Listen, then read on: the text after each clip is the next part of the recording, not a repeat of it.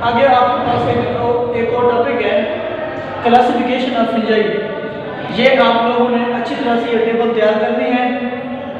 जैसे बच्चे को ये टेबल तैयार हो गई, ऐसा समझ लें उनका जो आगे जितना भी टॉपिक रहते हैं वो उन्होंने हाफ अपना डाटा यहाँ से तैयार कर लिया है।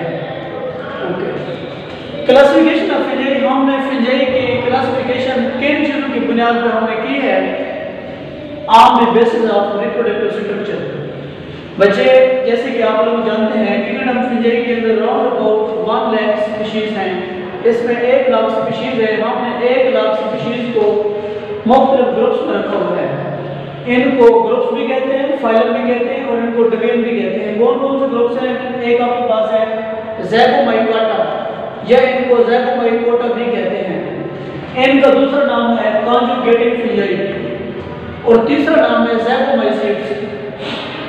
दूसरा है एस्कोमाइकोटा, या इनको एस्कोमाइकोटा भी कहते हैं, या इनको बोलते हैं सैक फंजाई, या इनको एस्कोमाइसीड्स भी कहते हैं।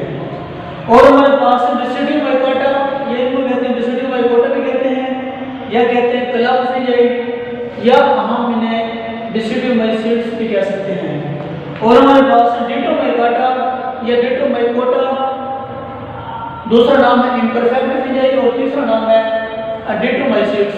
ये 4 आपके पास फाइलम है, या इनको फाइलम, ग्रुप, डिवीजन का नाम भी दे सकते हैं। सबसे पहले हम ये देख रहे हैं कि ज़ैगोमाइकोटा की हमारे पास एग्जांपल कौन से हैं, ये आप लोगों ने समझनी है। पहले एग्जांपल है कि राइजोपस। राइजोपस का दूसरा नाम है ब्लैक ब्रेड मोल्ड। आप लोगों ने देखा होगा कभी कभी रोटी वगैरह के ऊपर कोई ब्लैक कलर की फफूंदी लग जाती है, उसे हम नाम देते हैं ब्लैक ब्रेड मोल्ड। वो कौन होते हैं? वो है राइजोपस। और दूसरे हमारे पास है पिलोबोलस, ये कौन है? Spitting fungus. इसी तरह एस्कोमाइकोटा, इनकी मिसालें कौन सी? Yeast, powdery mildews, morels, truffles and mold. Yeast आप लोग आगे चल के पढ़ेंगे, तमाम के तमाम जो फंजाई हैं वो होते हैं मल्टीसेलुलर यूकैरियोट्स, जबकि जो यीस्ट हैं ये होते हैं यूनिसेलुलर नॉन हैफल। इनकी बॉडी सिर्फ एक सेल पर मुश्तमिल है और इनमें आते हैं पोर्टिन मिल्ड्यूज, मॉरल्स, ट्रफल्स और उसके बाद मोल्ड, ये फफूंदी की किस्म है। उसके बाद डिसिडियोमाइकोटा के मशहूर एग्जांपल कौन से? मशरूम, खुम्बियम, आपने नाम सुना होगा। तकरीबन 200 स्पीशीज मशरूम की हैं जो कि एडिबल हैं, जिन्हें लोग फूड के सोर्स के तौर पर यूज करते हैं। और हमारे पास है puff ball, rust and smut. Rust और स्मट की ये डिजीज है। रस्ट की जो डिजीज है ये एक फंजाई काज करते हैं जिनका नाम है पक्सीनिया। और स्मट की एक और डिजीज है, इन्हें काज करने वाले फंजाई है जिन्हें कहते हैं अस्टिलागो। आपको आगे चल के हम इनकी फर्दर डिटेल और भी पढ़ेंगे। इसके बाद है ब्रैकेट फंजाई, या इन्हें कहते हैं शेल्फ फंजाई। शेल्फ फंजाई क्यों कहते हैं?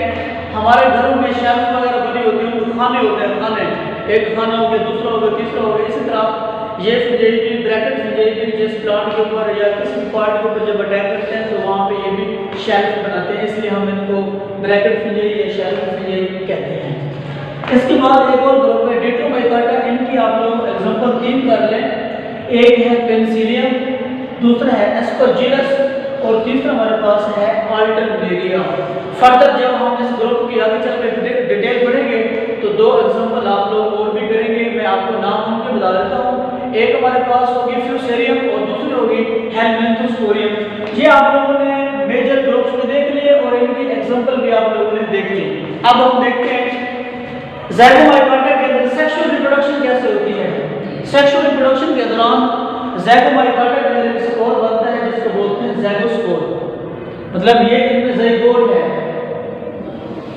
ज़ैगोमाइकोटा के ज़ाइगोट को बोलते हैं ज़ैगोस्पोर, जो कि डिप्लॉयड टू एग होता है। इसी तरह एस्कोमाइकोटा के अंदर सेक्सुअल रिप्रोडक्शन कैसे होती है? यहाँ पे सेक्सुअल स्पोर्स बनते हैं जो कि हैप्लॉइड होते हैं, 1 लाइन, और एक स्ट्रक्चर के अंदर बनते हैं जिसे बोलते हैं रिप्रोडक्टिव स्ट्रक्चर। इस स्ट्रक्चर का नाम है एस्कस और एस्की। ठीक है, एस्कस एक रिप्रोडक्टिव स्ट्रक्चर है, इन केंद्र की तरफ बनते हैं एस्कोस्पोर, ये तकरीबन मेयोसिस के थ्रू बनते हैं और तादाद में 8 होते हैं। ओके, और हमारे पास बेसिडियो माइकाटा, बेसिडियो माइकाटा के लिए रिप्रोडक्टिव स्ट्रक्चर बनती है जिसे बोलते हैं बेसिडिया और बेसिडियो। ठीक है, इस बेसिडिया और जो बेसिडिया है, जो बेसिडियो है, इन के ऊपर की तरफ स्पोर्स बनते हैं, इनको कहते हैं बेसिडियो स्पोर। ये भी सेक्शुअल स्पोर होते हैं, 1 and B होते हैं, लेकिन ये तादाद में होते हैं ओनली 4 होते हैं। ठीक है, ये आप लोगों ने करना है। और डिट्रोमाइकाटा हम इनका दूसरा नाम इम्परफेक्ट फिंजाई किससे रखते हैं? इम्परफेक्ट का मतलब होता है नामुकम्मल फिंजाई, क्योंकि इनमें सेक्सुअल रिप्रोडक्शन नहीं है। आपको पता होना चाहिए कि टोटल 4 ग्रुप हैं, 3 में सेक्सुअल रिप्रोडक्शन है, एक में नहीं है। वो कौन है? वो है डिट्रोमाइकाटा। इनमें सेक्सुअल रिप्रोडक्शन तो नहीं है, लेकिन सेक्सुअल रिप्रोडक्शन की तरह का यहाँ पे एक प्रोसेस है जिसका नाम है पैरासेक्सुअलिटी। वो हम लोग आगे चल के डिटेल से पढ़ेंगे। और हम सबसे पहले देखते हैं ज़ाइगोमाइकाटा के अंदर एसेक्सुअल रिप्रोडक्शन कैसे होती है। ज़ाइगोमाइकाटा के अंदर एसेक्सुअल रिप्रोडक्शन के दौरान बनते हैं स्पोर्स, एक स्ट्रक्चर के अंदर बनते हैं जिन्हें कहते हैं स्पोरेंजिया। तवज्जो करनी है, आप लोग पहले भी पढ़ चुके हैं।